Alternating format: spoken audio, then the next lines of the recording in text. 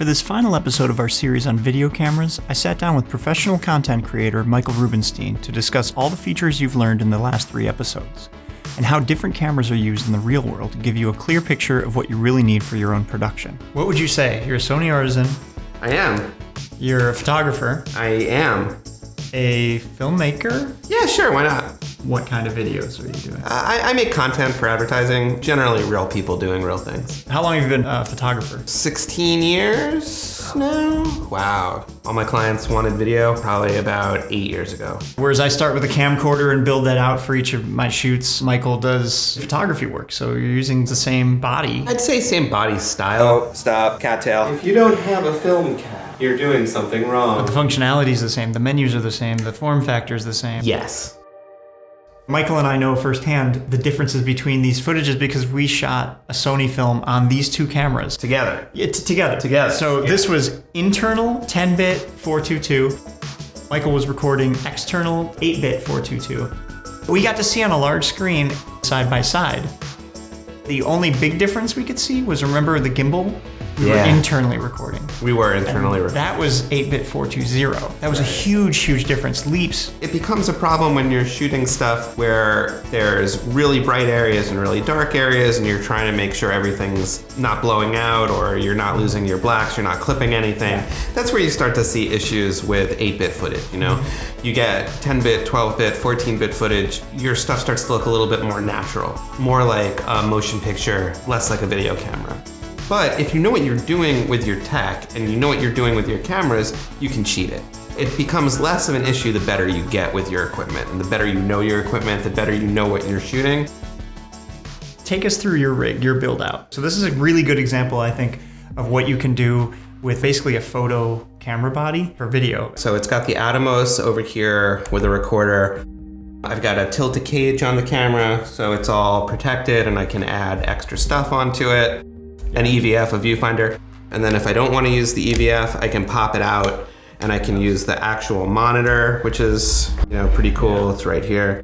I've also got this on here, which lets me add 2 VMAT batteries to it so I can power the rig all day long. And you don't have to worry about having 4 different kinds of batteries charging at all times and then wondering which of them are at capacity and which of them are going to go out, right? I've also got a little follow focus over here, a nice little RE follow focus module. This camera is a little bit light to really use shoulder mount successfully. So I could just dump this whole thing onto an easy rig and I can shoot with the easy rig all day. I like to have a lot of weight, so when I put this on my shoulder, it doesn't move around so much. With an easy rig, you can get that same general look and you don't have the weight on you. Yeah, well, I'm fat and out of shape, so, This is a rig you can trim down to the FS7 alone, or you can build it up like I have with all sorts of crazy stuff, a raw adapter and a V-mount battery. You have some advantages with this camera that I don't have with mine, and I have some advantages with my camera that you don't have with yours, right? You've got internal ND filters that I don't have.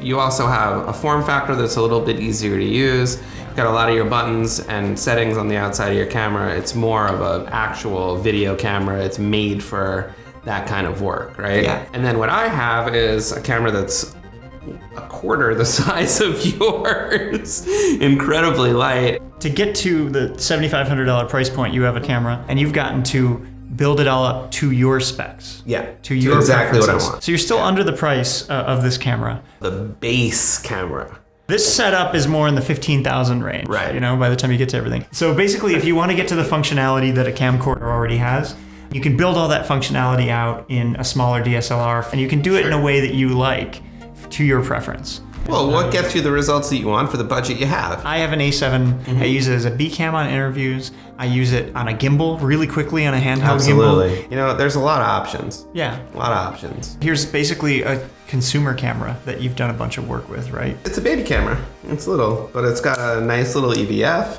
It's got S-Log2. It's got a viewfinder that flips so you can record yourself. What kind of sensor? It's a 1-inch sensor. It's great. Yeah. Great little camera. The things we're shooting with are all things that you can shoot with alone or with an assistant. And most of the time I'm either by myself or I'm with one other person. I'm shooting in whatever location I'm thrown into. Yeah. We're really not lighting anything and it's just like, good luck. Overall, everything's getting easier to use. Yeah, and they're getting smaller and smaller. Yeah.